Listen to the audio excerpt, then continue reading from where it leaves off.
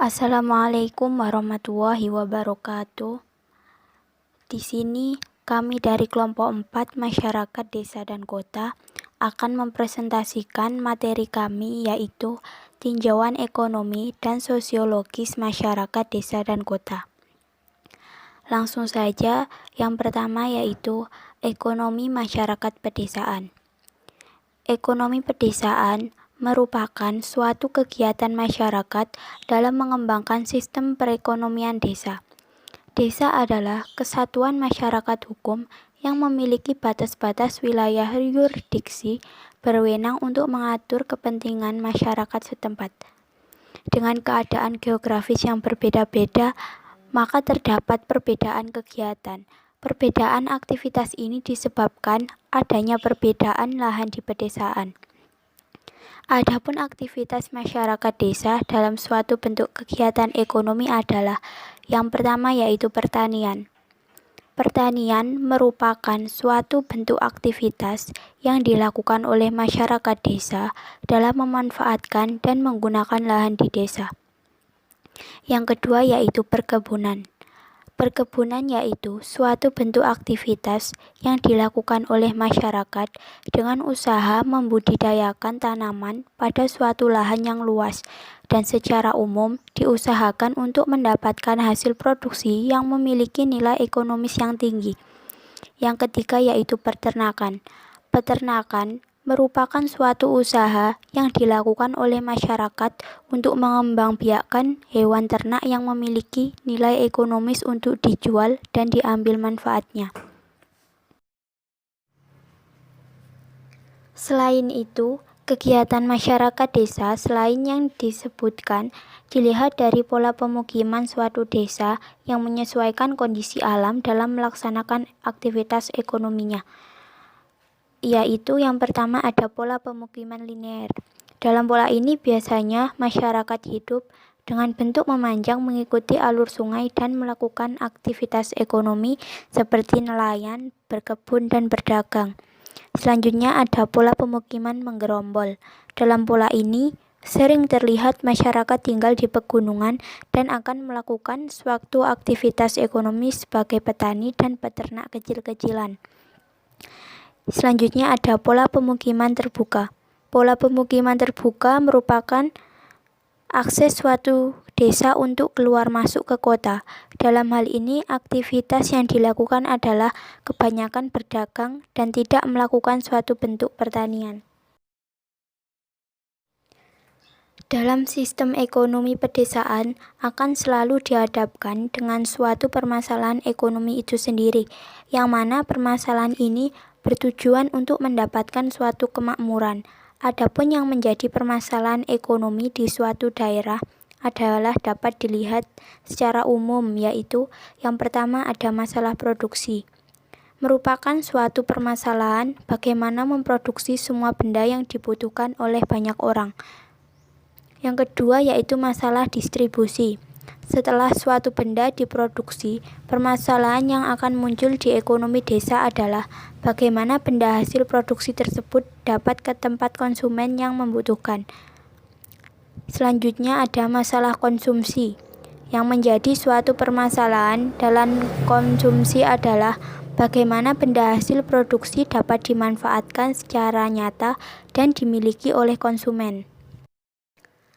Maka dapat dikatakan bahwa ekonomi pedesaan haruslah mampu menyesuaikan dengan perkembangan zaman dalam hal seperti memproduksi, mendistribusikan, dan mengkonsumsi, sehingga perekonomian masyarakat akan dapat terpenuhi dengan baik dan dapat meningkatkan perekonomian desa. Ekonomi masyarakat kota. Sebagai sebuah cabang ilmu ekonomi yang baru, ekonomi perkotaan merupakan cabang ilmu ekonomi yang menekankan pada analisis ekonomi di wilayah perkotaan. Dilatar belakangi dengan munculnya masalah-masalah perkotaan pada pertengahan abad 20, tepatnya pada akhir tahun 1950, seperti kemacetan, kemiskinan, yang semakin meningkatnya angka kriminalitas, maka cabang ilmu ekonomi mulai dikembangkan. Sejak saat itu, ilmuwan dari berbagai disiplin ilmu berusaha keras untuk memahami fenomena yang terjadi di perkotaan, termasuk para ekonom. Hal itulah yang menyebabkan lahirnya cabang ekonomi perkotaan. Oleh karena itu, peranan pemerintah regulator saat berperan di dalam pengaturan tata guna lahan. Di samping itu, telah banyak studi yang mengungkapkan peran pemerintah di dalam struktur ruang di berbagai wilayah perkotaan. Maksud ekonomi perkotaan. Ilmu ekonomi perkotaan adalah studi mengenai pemilihan lokasi yang dilakukan oleh pelaku ekonomi di perkotaan, yaitu perusahaan dan rumah tangga. Di dalam ekonomi perkotaan, aspek ruang menjadi faktor penting di dalam analisisnya. Dapat dikatakan bahwa ekonomi perkotaan yaitu satu langkah lebih maju dibandingkan ilmu ekonomi lainnya, karena cabang ilmu ekonomi perkotaan, perusahaan dan rumah tangga tidak selalu melakukan kegiatan ekonomi hanya pada satu titik, melainkan bisa di mana saja. Sedangkan cabang ilmu ekonomi yang lain, asumsi yang digunakan adalah seluruh kegiatan produksi dan konsumsi berada pada satu titik tertentu. Pendekatan ekonomi kota. Yang pertama, pendekatan ekonomi lokasi. Di dalam analisisnya mengenai lokasi dalam ilmu ekonomi terdapat 3 pendekatan. Pendekatan ilmu lokasi. Di dalam pendekatan ilmu ekonomi lokasi ini, ekonomi kota dianggap sebagai bagian ruang dari ekonomi nasional. Hubungan antar kota dan negara dianggap sebagai ekonomi antar ruang. Maka teori lokasi digunakan untuk melihat hubungan sebab akibat antara kota dan negara. Prinsip-prinsip dari pendekatan ekonomi lokasi ini antara lain yaitu kota merupakan bagian dari ekonomi negara. Penggunaan teori lokasi dipadukan dengan teori mikroekonomi. Kota dan negara berhubungan antar ruang. Intervensi pemerintah dapat memperburuk keadaan. Kedua, pendekatan kota negara. Pada pendekatan ini, kota dianggap sebagai negara yang melakukan perdagangan dengan negara lain. Pada pendekatan ini, kota layaknya sebuah negara yang memerlukan keseimbangan ekspor dan impor, dan banyak menggunakan teori makro di dalam analisisnya. Pendekatan ini digunakan sebagai upaya untuk membuat persamaan keseimbangan ekspor dan impor. Adapun prinsip-prinsip dari kota sebagai berikut. Yang pertama, kota dianggap sebagaimana negara. Kedua, diperlunya keseimbangan ekspor-impor untuk jangka pendek dan panjang. Ketiga, menggunakan pendekatan ekonomi makro. Keempat, intervensi pemerintah diperlukan. Yang ketiga, yaitu pendekatan keseimbangan sebagian. Pada pendekatan ini, kota diasumsikan sebagai satu kesatuan yang sangat terbuka yang tidak memiliki hambatan apapun di perbatasan. Sangat sulit untuk menerapkan teori makro pada pendekatan ini, disebabkan kurang adanya hubungan arus masuk dan keluar dari barang dan jasa. Sekali lagi mengingat bahwa asumsi dari pendekatan ini adalah tidak adanya hambatan di perbatasan bagi satu kota. Prinsip-prinsip dasar dari pendekatan ini, yaitu yang pertama, kota adalah sebuah satuan ekonomi yang terbuka. Kedua, diasumsikan bahwa variabel-variabel di luar observasi adalah kesatuan konstan. Yang ketiga, perubahan ekonomi kota tidak mempengaruhi ekonomi nasional. Kemudian cakupan ekonomi perkotaan. Studi yang dilakukan di dalam ekonomi perkotaan meliputi makro dan mikro. Ekonomi mikro digunakan untuk mengkaji aktivitas yang digunakan oleh rumah tangga dan perusahaan dan interaksi keduanya yang memberikan konsekuensi pemilihan lokasi kegiatan. Contohnya, nilai sewa lahan yang merupakan sebuah komoditi tidak bergerak dan nilainya sangat dipengaruhi oleh aktivitas yang terjadi di atasnya. Sedangkan studi makro ekonomi banyak digunakan untuk mengukur variabel dari agregat kota. Contohnya, tingkat pendapatan kota, pendapatan per kapita, nilai pertumbuhan dari kota, kesenjangan pendapatan masyarakat, barang dan jasa, dan sebagainya.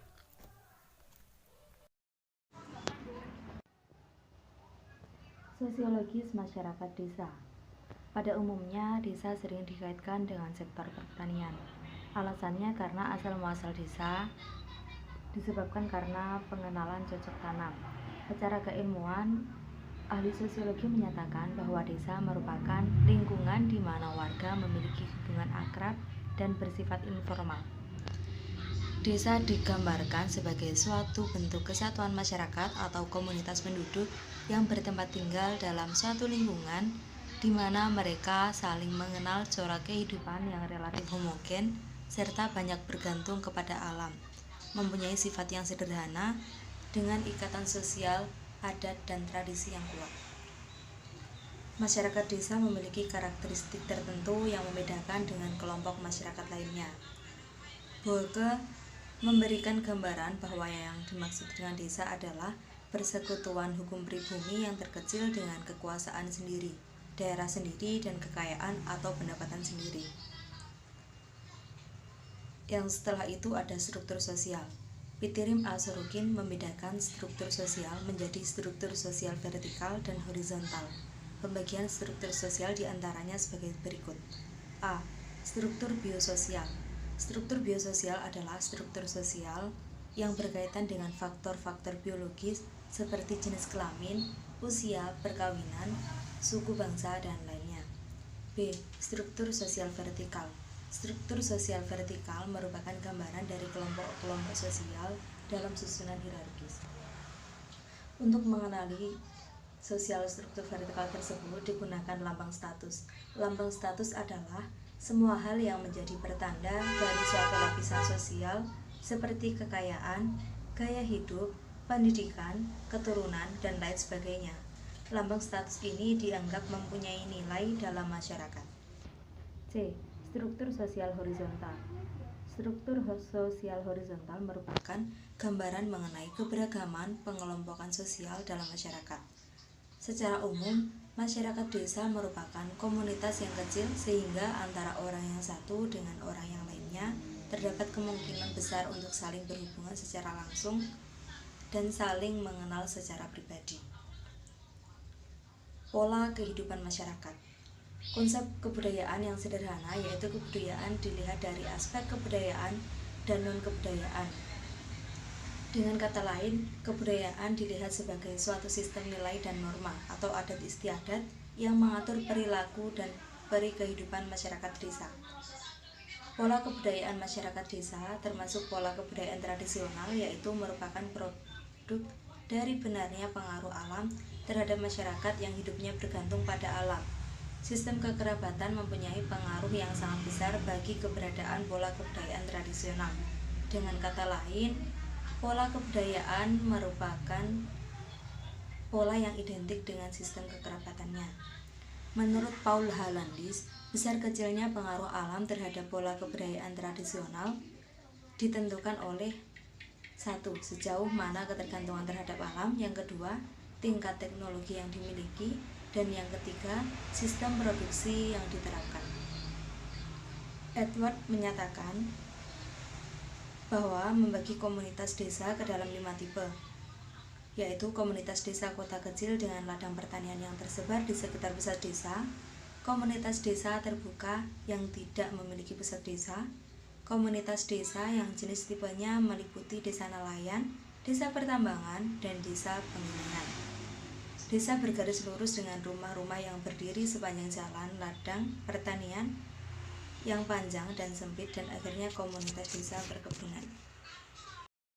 Saya Yuni akan menjelaskan tentang hakikat sosiologi perkotaan. Sosiologi perkotaan yaitu studi sosiologi tentang kehidupan sosial dan interaksi manusia di wilayah metropolitan.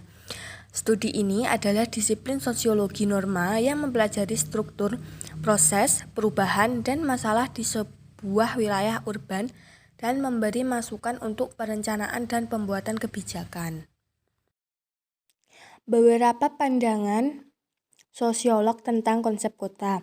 Yang pertama, Max Weber berpendapat bahwa suatu tempat adalah kota apabila penghuni setempatnya dapat memenuhi sebagian besar kebutuhan ekonominya di pasar lokal. Yang kedua, Chris Thaler dengan Central Place Theory-nya mengatakan kota berfungsi menyelenggarakan penyediaan jasa-jasa bagi daerah lingkungannya. Yang ketiga, Sjoberg berpendapat sebagai titik awal gejala kota adalah timbulnya golongan literati atau golongan inteligensia kuno seperti pujangga, sastrawan, dan ahli-ahli keagamaan, atau berbagai kelompok spesialis yang berpendidikan dan non-agraris sehingga muncul pembagian kerja tertentu. Yang keempat, Word mendefinisikan kota sebagai pemukiman yang relatif besar, padat, dan permanen, dihuni oleh orang-orang heterogen kedudukan sosialnya. Yang kelima, Karl Marx dan F. Engels memandang kota sebagai persekutuan yang dibentuk guna melindungi hak milik dan guna memperbanyak alat-alat produksi dan alat-alat yang diperlukan agar anggota masing-masing dapat mempertahankan diri. Perbedaan antara kota dan pedesaan menurut mereka adalah pemisahan yang besar, kegiatan rohani dan materi. Yang keenam, Harris dan Ullman berpendapat bahwa kota merupakan pusat pemukiman dan pemanfaatan bumi oleh manusia, sekaligus merupakan paradoks. Yang ketujuh, menurut ahli geografi Indonesia yaitu Profesor Bintaro, kota dapat diartikan sebagai suatu sistem jaringan kehidupan manusia yang ditandai dengan strata sosial ekonomi yang heterogen dan coraknya yang materialistis, atau dapat pula diartikan sebagai benteng budaya yang ditimbulkan oleh unsur-unsur alami dan non-alami dengan gejala-gejala pemutusan penduduk yang cukup besar dengan corak kehidupan yang bersifat heterogen dan materialistis dibandingkan dengan daerah belakangnya. Dan yang kedelapan, menurut Arnold Toynbee, sebuah kota tidak hanya merupakan pemukiman khusus, tetapi merupakan suatu kekomplekan yang khusus dan setiap kota menunjukkan ruang lingkup sosiologi perkotaan. Ruang lingkup dalam sosiologi perkotaan adalah mengenai kehidupan serta aktivitas masyarakat kota. A. Pengertian masyarakat perkotaan. Masyarakat perkotaan yang mana kita ketahui itu selalu identik dengan sifat yang individual, materialistis, penuh kemewahan, dikelilingi gedung-gedung yang menjulang tinggi, perkantoran yang mewah, dan pabrik-pabrik yang besar. Asumsi kita tentang kota adalah tempat kesuksesan seseorang. Masyarakat perkotaan lebih dipahami sebagai kehidupan komunitas yang memiliki sifat kehidupan dan ciri-ciri kehidupan berbeda dengan masyarakat pedesaan. Akan tetapi kenyataannya di perkotaan juga masih banyak terdapat beberapa kelompok pekerja-pekerja di sektor informal. Misalnya tukang becak, tukang sapu jalanan, pemulung sampai pengemis. Dan bila kita telusuri masih banyak juga terdapat perkampungan-perkampungan kumuh tidak layak huni. B. Kehidupan masyarakat perkotaan. Secara sosiologis, penekanannya pada kesatuan masyarakat industri, bisnis, dan wirausaha lainnya dalam struktur yang lebih kompleks. Secara fisik, kota dinamakan dengan adanya gedung-gedung yang menjulang tinggi, hiruk-pikuknya kendaraan, pabrik, kemacetan, kesibukan warga masyarakatnya, persaingan yang tinggi, populasi, dan sebagainya. Untuk memahami secara rinci mengenai kehidupan masyarakat perkotaan adalah sebagai berikut. 1. Lingkungan umum dan orientasi terhadap alam, di mana bagi masyarakat kota cenderung mengabaikan kepercayaan yang berkaitan dengan kekuatan alam, serta pola hidupnya lebih mendasarkan pada rasionalnya. Dan bila dilihat dari mata pencariannya, masyarakat kota tidak bergantung pada kekuatan alam, melainkan bergantung pada tingkat kemampuan untuk bersaing dalam dunia usaha. Gejala itu bisa dipahami secara ilmiah dan secara rasional dapat dikendalikan. 2. Pekerjaan atau mata pencaharian. Kebanyakan masyarakat perkotaan bergantung pada pola industri kapitalis untuk mata pencaharian yang primer, seperti sebagai pengusaha, pedagang, dan buruh industri. 3. Ukuran komunitas. Umumnya masyarakat perkotaan lebih heterogen dibandingkan masyarakat pedesaan, karena mayoritas masyarakatnya berasal dari sosio-kultural yang berbeda-beda, dan masing-masing dari mereka mempunyai tujuan yang bermacam-macam pula. 4. Kepadatan penduduk. Tingkat kepadatan di kota lebih tinggi bila dibandingkan di desa. Hal ini disebabkan oleh kebanyakan penduduk di daerah perkotaan awalnya dari berbagai daerah. 5. Homogenitas dan heterogenitas. Dalam struktur masyarakat perkotaan yang sering sekali nampak adalah heterogenitas. Dalam ciri-ciri sosial, psikologis, agama, dan kepercayaan, adat istiadat dan perilakunya. Dengan demikian, struktur masyarakat perkotaan sering mengalami interaksi sosial, mobilitas sosial, dan dinamika sosial. 7. Pelapisan sosial. Lapisan sosialnya lebih didominasi oleh perbedaan status dan peranan dalam struktur masyarakatnya. Di dalam struktur masyarakat modern lebih menghargai prestasi daripada keturunan. 8. Mobilitas sosial. Mobilitas pada masyarakat perkotaan lebih dinamis daripada masyarakat pedesaan. Kenyataannya itu adalah sebuah kewajaran sebab perputaran uang lebih banyak terjadi di daerah perkotaan daripada di pedesaan. 9.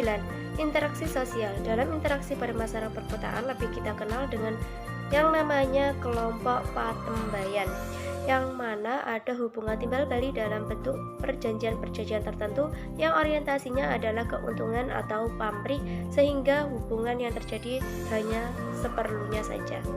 10. Pengawasan sosial. Dikarenakan masyarakatnya yang kurang saling mengenal satu sama lain dan juga luasnya wilayah kultural perkotaan, ditambah lagi keheterogenitasan masyarakatnya yang membuat sistem pengawasan sosial perilaku antar anggota masyarakatnya makin sulit terkontrol. 11. Pola kepemimpinan. Kepemimpinannya didasarkan pada pertanggungjawaban secara rasional atas dasar moral dan hukum. Dengan demikian, hubungan antar pemimpin dan warga masyarakatnya berorientasi pada hubungan normalitas. 13. Kesetiakawanan sosial. Ikatan solidaritas sosial dan kesetiakawanan lebih renggang, artinya pola hubungan untung rugi lebih dominan daripada kepentingan solidaritas dan kesetiakawanan. 14. Nilai dan sistem nilai. Nilai dan sistem nilai di dalam struktur masyarakat perkotaan lebih bersifat formal, didasarkan pada aturan-aturan yang resmi seperti hukum dan perundang-undangan. Jadi dapat dikatakan bahwa ciri-ciri masyarakat perkotaan adalah sebagai berikut. A. Orang kota pada umumnya dapat mengurus dirinya sendiri tanpa harus bergantung pada orang lain. B. Pembagian kerja di antara warga kota yang lebih tegas dan punya batas-batas yang nyata. C. Kemungkinan untuk mendapatkan pekerjaan juga lebih banyak diperoleh warga kota daripada warga desa. D. Jalan pikiran rasional yang pada umumnya dianut masyarakat perkotaan. Penyebabnya interaksi-interaksi yang terjadi lebih didasarkan pada faktor kepentingan daripada faktor pribadi. E. Jalan kehidupan yang cepat di kota mengakibatkan pentingnya faktor waktu, sehingga pembagian waktu yang teliti sangat penting untuk dapat mengajar kebutuhan-kebutuhan seorang individu. F. Perubahan-perubahan sosial tampak dengan nyata di kota-kota karena kota-kota biasanya terbuka dalam menerima pengaruh dari luar. C. Keruangan kota jika dilihat dari beberapa aspek. Dalam konteks ruang, kota merupakan suatu sistem yang tidak berdiri sendiri, karena secara internal, kota merupakan satu kesatuan sistem kegiatan fungsional di dalamnya, sementara secara eksternal, kota dipengaruhi oleh lingkungan sekitarnya.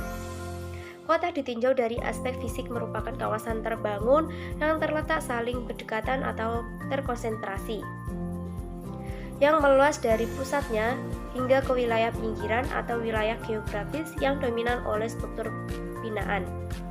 Kota ditinjau dari aspek sosial, merupakan konsentrasi penduduk yang membentuk satu komunitas yang bertujuan untuk meningkatkan produktivitas melalui konsentrasi dan spesialisasi tenaga kerja.